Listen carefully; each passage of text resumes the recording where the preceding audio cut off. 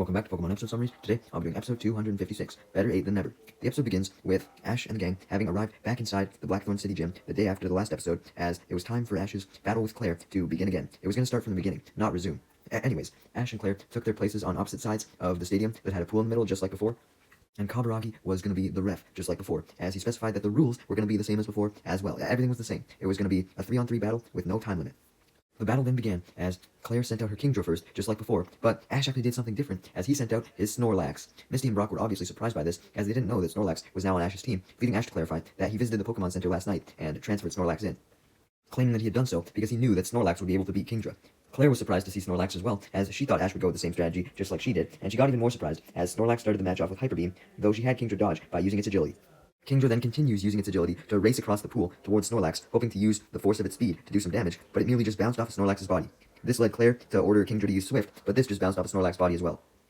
It was knocked over a little bit, but it was able to get back up in like 2 seconds, surprising Claire, realizing that Snorlax's fat-ass body was a huge asset to it, and this only proved to be more true, as Snorlax then used its fat-ass body to attack by using Body Slam. Kingdra still had speed on its side though, as it used agility to dodge.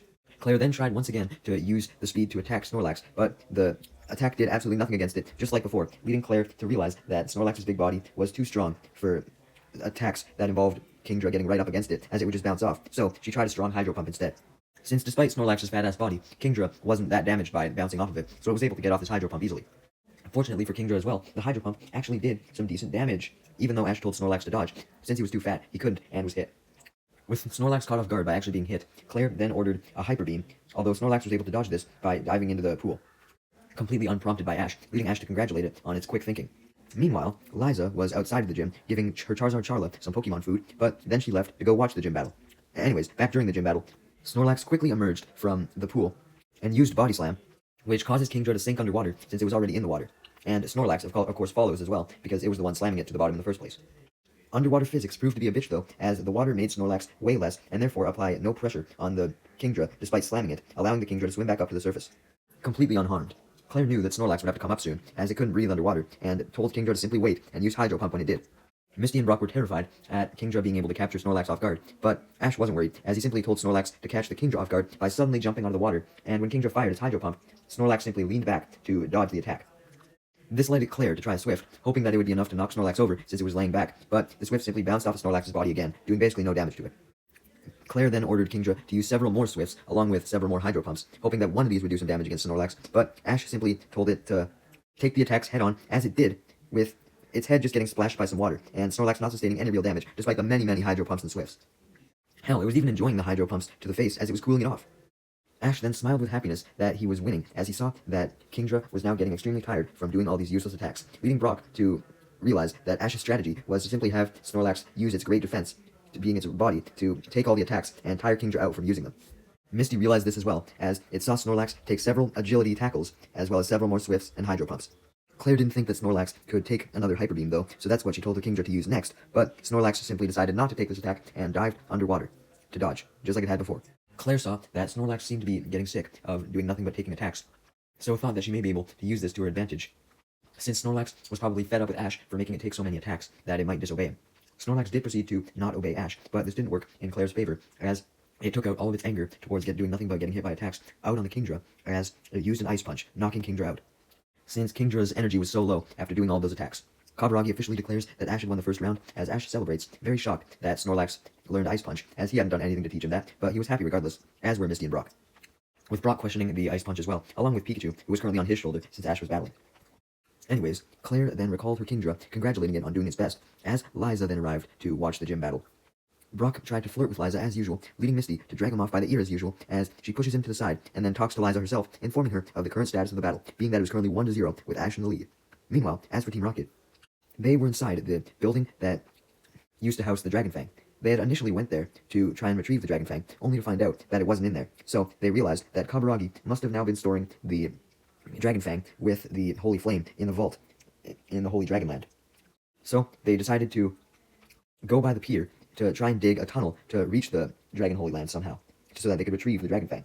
Jesse and James were quickly getting tired of digging, so they questioned Meowth if he knew when they would have dug far enough to get to the Dragon Holy Land. Meowth then looked at his map of Blackthorn City, and he saw that the area that they had since dug and walked across should now lead them to the Dragon Fang, with Meowth additionally stating that the Dragon Fang was right above them. Essentially, Team Rocket had dug from the ground nearby the pier, and they had climbed down the tunnel they had dug. But now that they had walked a bit further through the tunnel, Meowth believed that they were now right underneath the Dragon Fang, so he ordered them to dig up. However, when they did, Meowth realized that they had actually ended up maneuvering away from the pier, and were now digging right underneath a lake. So, when they dug above them, a whole bunch of water proceeded to flow in, washing Team Rocket away. As the tunnel was now flooded with water, and it desperately tried to escape, bringing Team Rocket with it, of course. Meanwhile, back at the gym, Claire sent out her Gyarados as her second Pokemon, making Ash actually excited, since he finally would have the chance to battle the Gyarados for real, as opposed to just watching it swim. Back during episode 253. The battle then began, as Gyarados started with Hydro Pump, and Snorlax started with Hyper Beam, and unfortunately, Gyarados' Hydro Pump was stronger as the two attacks collided, destroying the Hyper Beam and hitting Snorlax. Since Snorlax was tired as fuck from the last battle. Despite Snorlax being tired, it still tried to power through and use yet another Hyper Beam, but Gyarados used Dragon Breath, which hit the Snorlax hard and paralyzed it, as Snorlax wasn't able to get the Hyper Beam off, since you couldn't use Hyper Beam that fast repeatedly because Hyper Beam still had to recharge. With Snorlax both tired and paralyzed, Claire seized the opportunity to have Gyarados use a whole bunch more Dragon Breaths, causing Snorlax to almost fall over in exhaustion, as Gyarados just continued its Dragon Breath onslaught, and then finished Snorlax off with a Hyper Beam, hitting it directly in the face, causing Snorlax to stumble, as Snorlax was too tired to dodge out of the way. Ash then recalled Snorlax, thanking it for its efforts, as he came up with the perfect counter to Gyarados, as Claire praised her Gyarados and informed Ash that the score was even, as Kaburagi confirmed this, officially stating that the score was now 1-1. Meanwhile, Charla smelt some more food that Liza had forgotten to give it due to her rushing to watch the battle, but right as it was about to eat it, it soon saw that the food had been taken by a Pokemon very fast, although she didn't see what Pokemon it was, making her confused, as the food seemingly just disappeared out of nowhere. It was probably that Why-Not from earlier. I wonder when this plot's gonna be resolved. Meanwhile, back during the battle, the perfect counter that Ash had thought of for Gyarados was, of course, his Pikachu, with it being an electric type, which were good against water types, which Gyarados was part. Claire started off the battle by ordering Gyarados to go up to Pikachu and use Hyper Beam, but Pikachu used a combination of Agility and Quick Attack to dodge the Hyper Beam, and then used Quick Attack to slam directly into Gyarados' head. Claire was caught off guard by Pikachu's sudden speed with the Agility and the Quick Attack, but she quickly got the idea, with Pikachu being close to Gyarados' mouth, to have Gyarados use Bite. However, Pikachu was able to jump out of the way and use Thunderbolt. Unfortunately for Pikachu, though, Gyarados used Dragon Breath to counter the Thunderbolt by forming a barrier of its toxic breath to block it. With the Thunderbolt dealt with, Gyarados manages to transform the Dragon Breath from a barrier into an actual attack, as it shoots it out, injuring Pikachu, and therefore making Pikachu too tired out to avoid Gyarados' new attack, Hydro Pump, as it hit it straight on. Pikachu tried to dodge, but it just couldn't. Gyarados then catches both the weakened Pikachu and Ash and the gang off guard, as it suddenly chooses to leap out of the water that it was in and wrap Pikachu tightly. Ash decided to use this to his favor, though, as now that Pikachu was extremely close up to Gyarados, and in fact touching it even, he ordered Pikachu to use Thunderbolt, severely damaging it, allowing it to escape from Gyarados' grasp, as Gyarados tries to use Bite, but Pikachu dodges it. Although, when he dodged, he ended up on the edge of the stadium, now being cornered by Gyarados. Gyarados was initially going to use Bite, but realized that this probably wouldn't finish Pikachu off, so went with a more effective attack that would definitely hit since Pikachu was cornered, being Hydro Pump. However, right as the Hydro Pump was about to hit, Pikachu dodged the Hydro Pump by using Agility to jump on the Hydro Pump as it shot out, and walked on it, allowing it to get up close to Gyarados once again. Although Pikachu was tired, so Gyarados tried to go for another Hydro Pump, knowing this, to both finish off the Hydro Pump that Pikachu was walking on, so that it couldn't continue walking on it, and just attack Pikachu in general, but Pikachu managed to use Agility yet again, and run up the Hydro Pump before Gyarados could shoot out the new one, and got right up to Gyarados' face, smiling as it used a close-up Thunderbolt, not stopping until Gyarados collapsed to the ground, causing Pikachu to fall off of it, obviously, but Pikachu still managed to get up, despite being tired, while Gyarados, on the other hand, actually managed to get back up as well, despite the massive Thunderbolt. What the fuck? That's bullshit. It wasn't too bullshit, though, as it was only able to stay up for a few more seconds before realizing, actually, you know what, I'm fucking tired as fuck, and Gyarados actually fainted, forcing Claire to recall it, congratulating it for a good job. As Ash jumped in celebration, and Kaburagi declared that the score was now 2-1, with Ash in the lead. Meanwhile, back with Team Rocket, despite them being blasted out of the underground tunnel before by the water had since made its way out, allowing Team Rocket to navigate back into the tunnel and build a new mech that resembled Meowth to dig for them, while they all enjoyed a snack break of some cookies that they had managed to acquire somehow. The Meowth mech, which Meowth had actually built, then began making some beeping sounds, which Meowth indicated meant that the mech had found something as it dug. So, Team Rocket went through the hole that the Meowth mech had dug, hoping to find the Dragon Fang in the Dragon Holy Land, but instead, they found themselves near the Blackthorn Gym, and also near Charla, who was sleeping nearby, disappointed that there was no more food.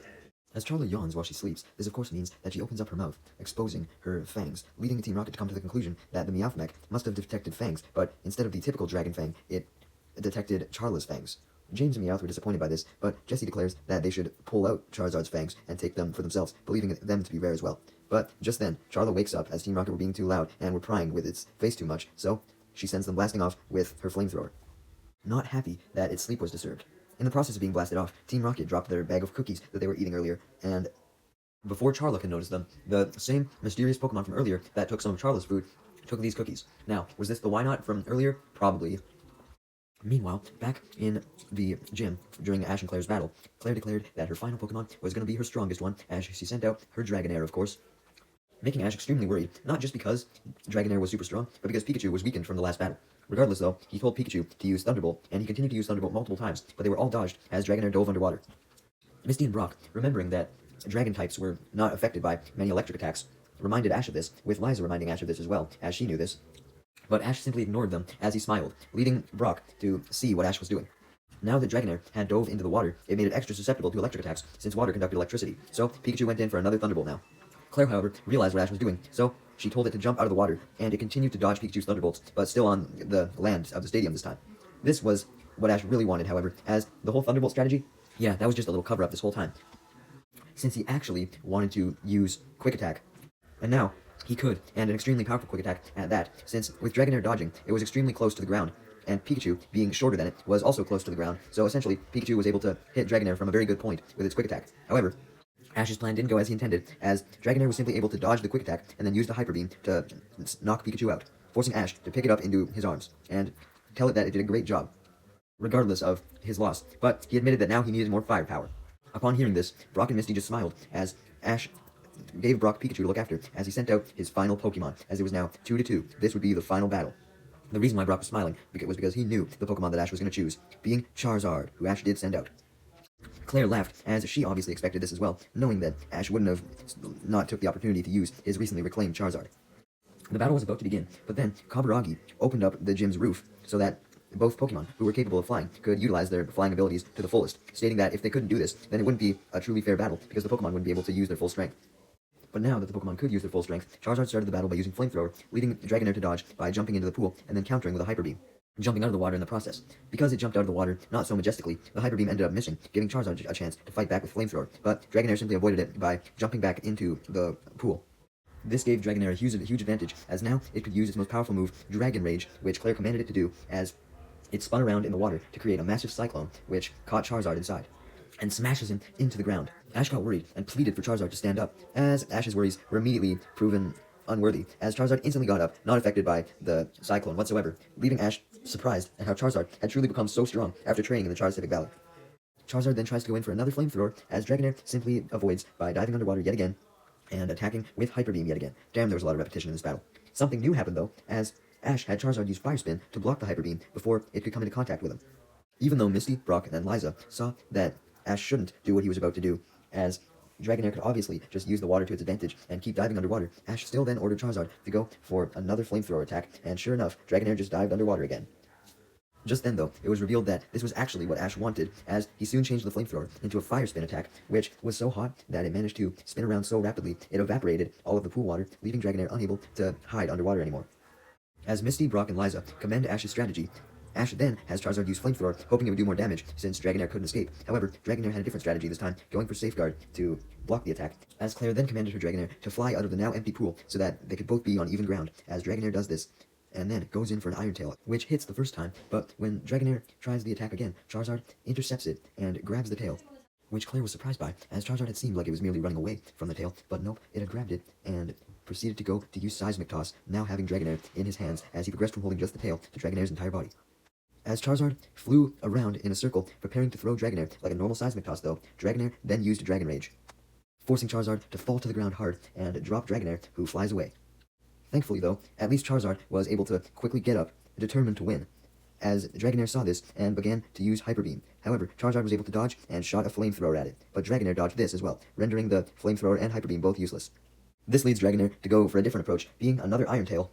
But this just made Charizard do the same thing that it did before, as it intercepted the Iron Tail and grabbed the tail before grabbing all of Dragonair and flying up with it to perform another Seismic Toss, hopefully successfully this time. However, Dragonair tried to escape the same way it did before with Dragon Rage, but since Charizard was so fucking determined, it was able to withstand the Dragon Rage, leaving Dragonair to simply go for another one. Charizard knew that it wouldn't be able to withstand this one if it didn't do anything, so it countered the Dragon Rage with a Fire Spin as the attacks collided. The Fire Spin quickly countered the Dragon Rage, and since Charizard was currently spinning around, preparing for the seismic toss. This caused the fire spin to start literally spinning around Charizard and Dragonair as well, as it soon engulfed them in flames, which didn't do much damage to Charizard, with it being a fire type itself, but Dragonair was severely damaged by this flaming seismic toss now. So Charizard simply continued to endure the strength of its own fire spin for the sake of damaging Dragonair, as Ash and Claire looked nervously at the flaming seismic toss, wondering if Charizard would end up fainting first, or if Dragonair would end up fainting first, not realizing that Charizard was completely unharmed as it threw Dragonair down back onto the stadium. No one could see what had happened to Dragonair or Charizard, as both of them were engulfed in the fire spin still, but once the fire spin's effect wore off, Claire saw that Dragonair was down and Charizard was standing up, roaring with victory. Claire thought this was unwarranted though, as she figured her Dragonair could still get up since it was so strong, as she ordered it to get up, and it sure did try, but it just collapsed to the ground again, meaning that Dragonair had lost. Also meaning that Kaburagi declared Ash as the winner of the match. He'd done it, he'd won his final Johto gym battle, and Ash was extremely happy about this, as he hugged his Charizard with joy, jumping up and down with him. As for Claire, she recalled her Dragonair, congratulating it on doing its best, as she then walked up to Ash to see him being congratulated by Misty, Brock, and Liza, as well as Kaburagi. Claire had to admit that she was impressed as well, so she went up to Ash and congratulated him as well, stating that that was the best battle she had ever had, leading Ash to thank her for that compliment, and thank her even more when she then pulled out his final gym badge, the Rising Badge. Ash was particularly excited about getting the Rising Badge, as that meant that he now had his final gym badge needed to enter the Johto League. Yeah! He then jumped up and down in happiness, showing off his badge, as Pikachu jumped as well, making a victory pose with him. Not forgetting to thank Charizard though, that's exactly what Ash did, and told it to be good for Liza, knowing that Charizard was going to go back to the Charizard Valley. Liza was surprised by this comment, as she expected that Ash would definitely want to take Charizard back after its awesome performance, but Ash simply responded that he definitely wanted to take Charizard back, but he knew that the Charizard Valley was clearly still the best place for it, as it had grown so much stronger, just as he had anticipated when he initially left it there. Damn, man. With that, Liza went back to the Charizard Valley with Charla and Charizard, with her, of course, riding her Charla, as everyone waved goodbye to her, and Ash called out for Charizard one last time, as he, Liza, and Charla flew off into the distance. The episode then ends with Claire vaguely mentioning something about a mountain called Mount Silver, and also stated that it was related to the Johto League. Ash wanted to know what she meant by this, so Ash and the gang decided not to depart from Blackthorn City for now, so that Claire could explain to Ash what she meant. Mount Silver, huh?